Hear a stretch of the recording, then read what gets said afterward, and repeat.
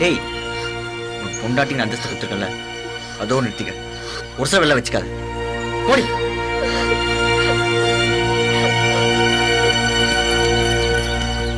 டேய் சந்தோஷ், என்னடா இதெல்லாம்?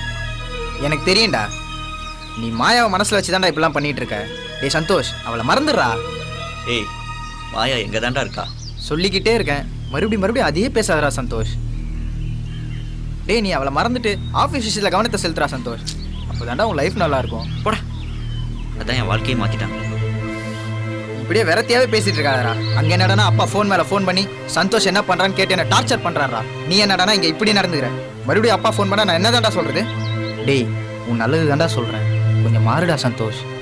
ஆஃபீஸ் விஷயத்துல கவனத்தை செலுத்துறான். காலையிலேருந்து உட் ஃபேக்டரியிலேருந்து ஃபோன் மேல ஃபோன் பண்ணிட்டு இருக்காங்க. போய் அதை பார்க்கலாம், வாடா. வாடா.